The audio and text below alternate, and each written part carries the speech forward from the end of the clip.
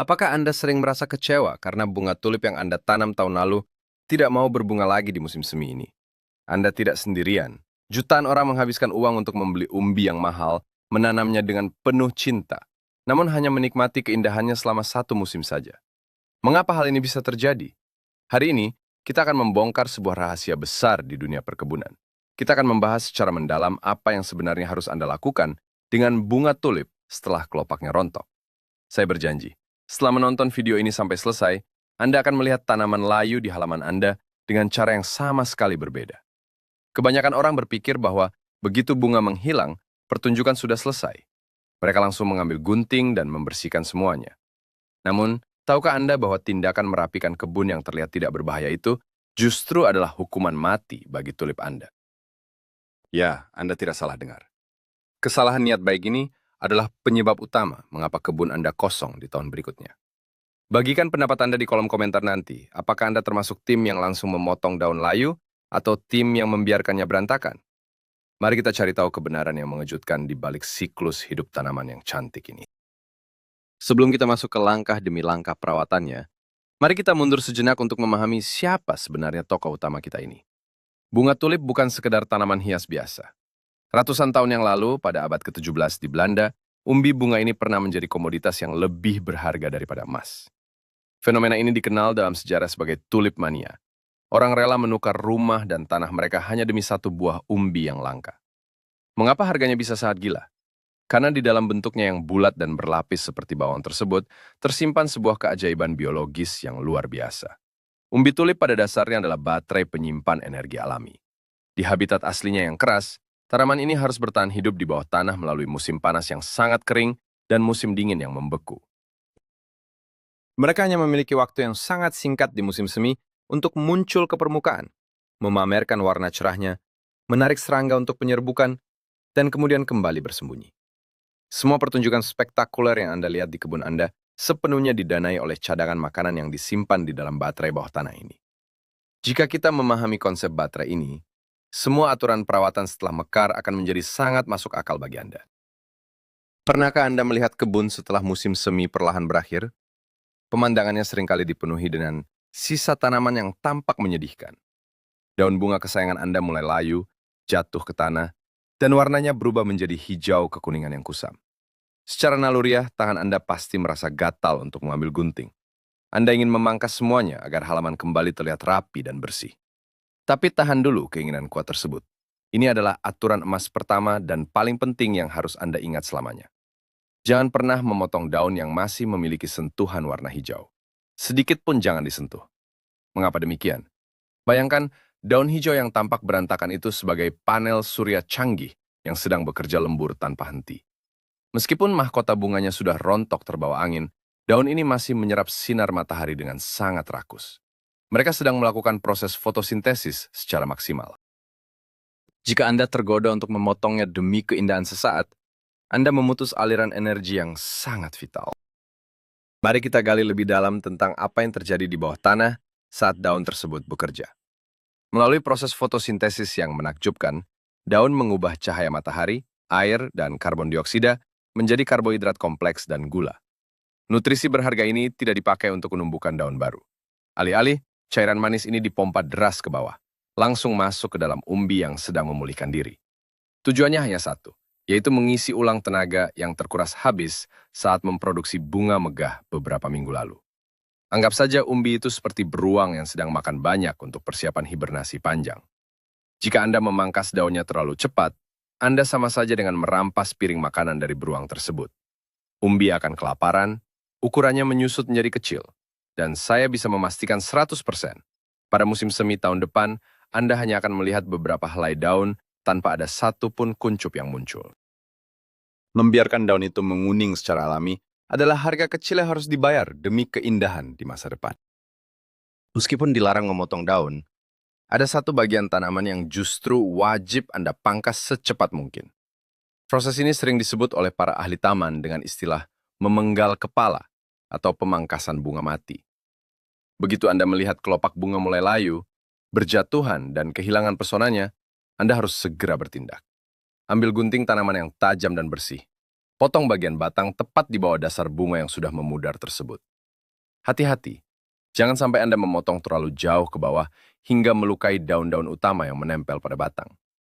Cukup hilangkan bagian atasnya saja. Langkah sederhana ini adalah rahasia perawatan yang sangat berdampak, namun sering diabaikan oleh para pemula. Mengapa kita harus melakukan tindakan yang terkesan kejam ini pada bunga yang dulunya sangat cantik? Jawabannya ada pada naluri dasar setiap makhluk hidup, yaitu keinginan untuk berkembang biak dan menghasilkan keturunan. Mari kita bahas mengapa bunga yang layu adalah musuh terbesar bagi umbi Anda.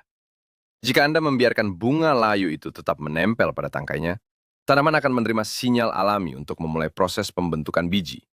Tanaman ini akan mengarahkan seluruh sisa energinya menuju bagian atas untuk mengembangkan polong biji yang besar dan keras. Ingat kembali konsep baterai yang kita bahas di awal. Energi yang dimiliki tanaman ini sangat terbatas. Pembentukan biji membutuhkan kalori tanaman dalam jumlah yang luar biasa besar. Jika energi tersebut dihabiskan untuk membuat biji, maka tidak akan ada energi yang tersisa untuk dikirim ke bawah dan disimpan di dalam umbi. Akibatnya sangat fatal. Umbi akan melemah dan mengecil. Dengan memotong kepala bunga yang sudah layu, Anda membatalkan perintah pembentukan biji tersebut. Anda secara efektif memaksa tanaman untuk membatalkan rencananya dan mengalihkan seluruh fokus, nutrisi, serta hasil fotosintesisnya kembali ke bawah tanah demi membesarkan umbinya. Setelah kepala bunga dipotong dan daun dibiarkan melakukan tugasnya, pertanyaan berikutnya adalah soal penyiraman. Banyak orang yang secara keliru menghentikan penyiraman total begitu bunga menghilang. Mereka berpikir, bunganya sudah tidak ada, buat apa disiram lagi? Ini adalah sebuah mitos yang harus kita luruskan hari ini. Tanah tempat umbi tersebut berada masih membutuhkan kelembapan yang konsisten. Air berfungsi sebagai jalur transportasi utama. Tanpa air yang cukup, nutrisi dan gula yang dihasilkan oleh daun tidak akan bisa mengalir turun dan diserap dengan baik oleh umbi. Selama dedaunan di atas tanah masih berwarna hijau, tanaman Anda masih aktif minum dan bernapas. Anda harus tetap menjaga jadwal penyiraman seperti biasa, seolah-olah bunganya masih mekar dengan indah.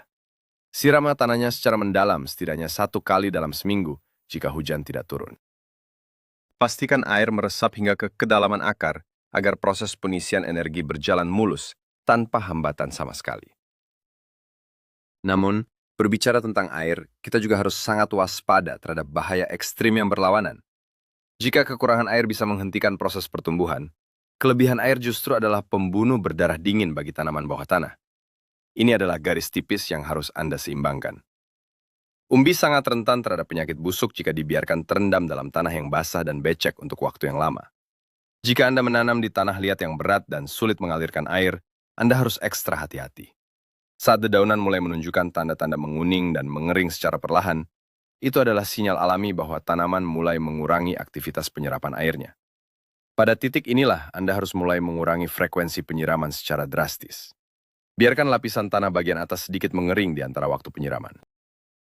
Keseimbangan ini memastikan umbi tetap terhidrasi cukup untuk tumbuh besar, tetapi tidak terlalu basah hingga berubah menjadi bubur yang berbau busuk di bawah sana. Sekarang mari kita masuk ke menu makanan penutup untuk tanaman Anda, yaitu pemupukan. Waktu setelah mahkota bunga gugur adalah saat yang paling lapar bagi tanaman hias ini. Mereka telah mengerahkan seluruh tenaga untuk mekar, dan sekarang mereka membutuhkan asupan gizi untuk pulih. Sayangnya, banyak tukang kebun melewatkan langkah emas ini. Inilah saat yang tepat untuk memberikan pupuk yang dirancang khusus untuk merangsang akar dan umbi. Carilah pupuk organik atau sintetis dengan komposisi pelepasan lambat. Anda bisa menaburkan tepung tulang atau pupuk khusus umbi di sekitar pangkal tanaman. Saat hujan turun atau saat Anda menyiram, nutrisi dari pupuk ini akan perlahan larut dan meresap ke bawah, memberikan pesta makan malam yang sangat bergizi bagi tanaman Anda.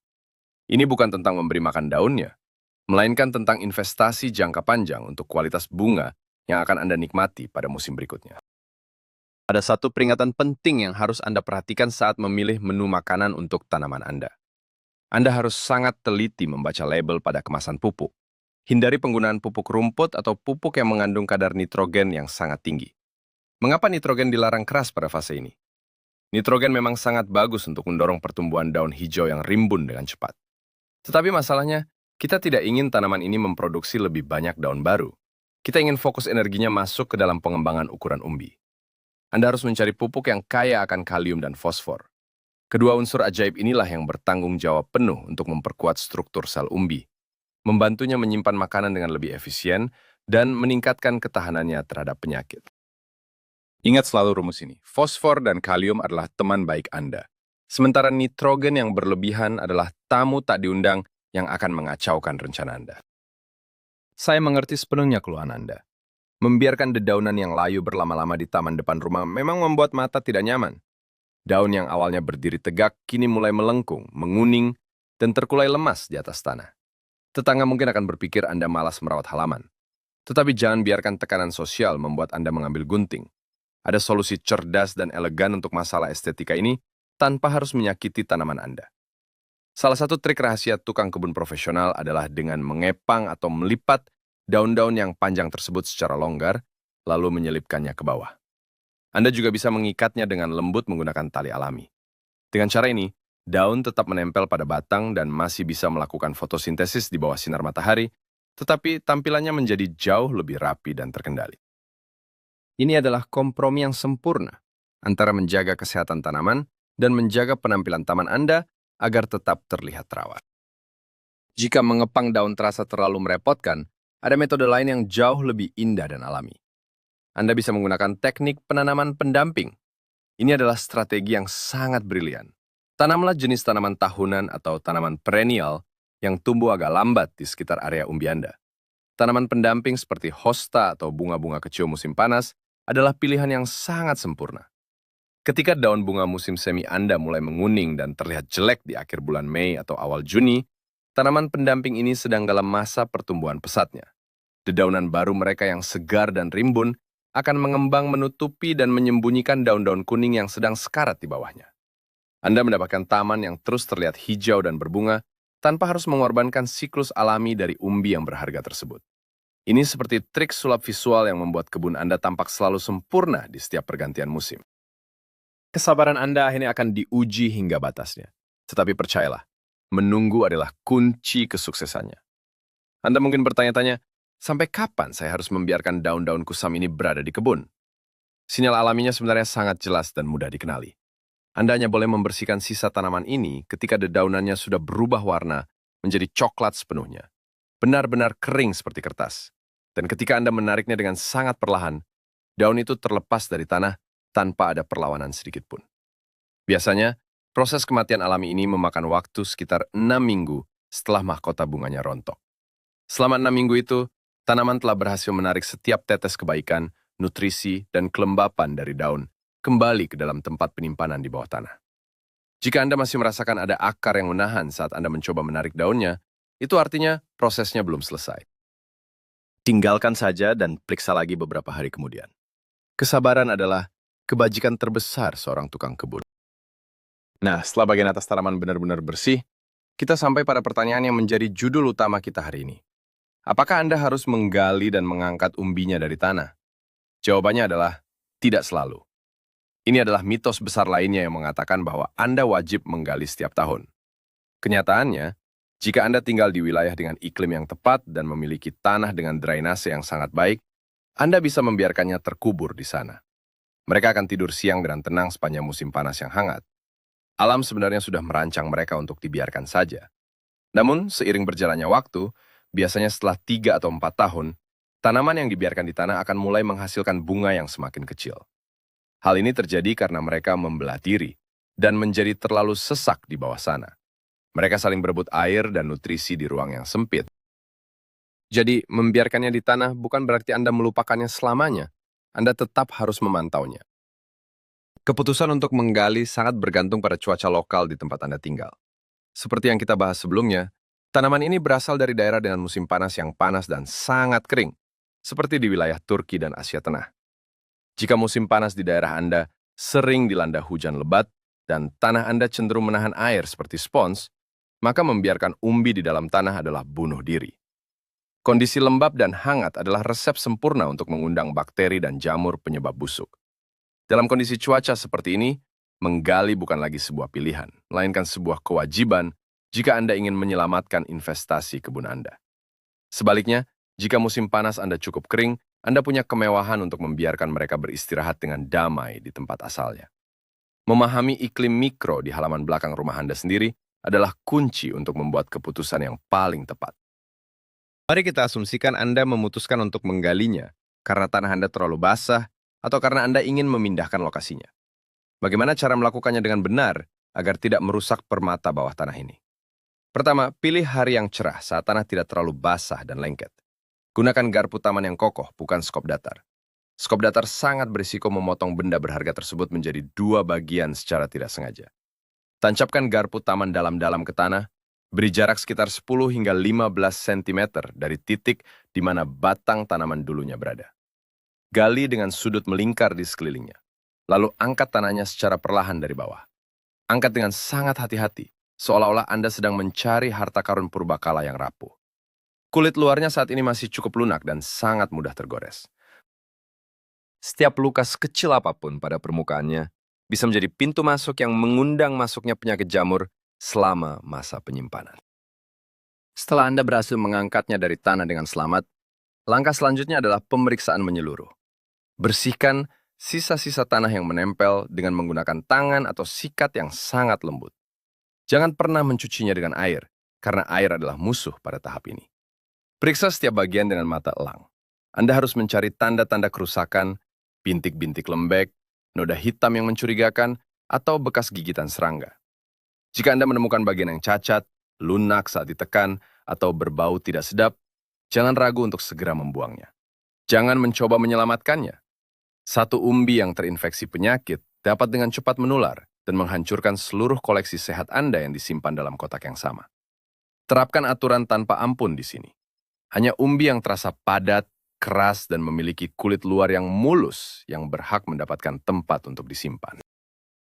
Proses selanjutnya sangat krusial dan dikenal dengan istilah perawatan pemulihan atau pengeringan. Anda tidak bisa langsung memasukkannya ke dalam kotak penyimpanan saat baru saja digali dari tanah yang lembab. Mereka membutuhkan waktu untuk bernapas dan mengeraskan kulit luar mereka, mirip seperti bawang bombay yang baru dipanen. Sebarkan umbi-umbi yang telah dibersihkan di atas lembaran koran bekas atau di dalam nampan kawat berjaring. Letakkan nampan tersebut di tempat yang teduh, kering, dan yang paling penting adalah memiliki sirkulasi udara yang sangat lancar. Beranda rumah yang teduh atau garasi yang pintunya terbuka adalah lokasi yang ideal. Jangan pernah menjemurnya di bawah sinar matahari langsung yang terik, karena panas yang ekstrim akan memasaknya dari dalam.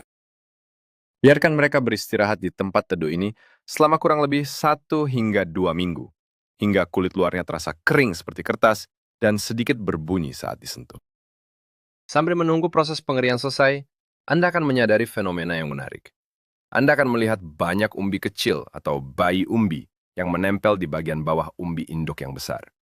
Ini adalah cara tanaman ini berkembang biak secara vegetatif. Anda bisa memisahkan bayi-bayi kecil ini dengan memuntirnya secara lembut menggunakan jari. Tapi ada satu rahasia yang harus Anda ketahui tentang bayi-bayi ini. Mereka tidak akan langsung menghasilkan bunga pada tahun depan. Ukuran mereka masih terlalu kecil dan belum memiliki cadangan energi yang cukup untuk berbunga. Biasanya dibutuhkan waktu perawatan sekitar 2 hingga 3 tahun menanam bayi-bayi ini di area khusus hingga ukurannya membesar sebesar umbi induk.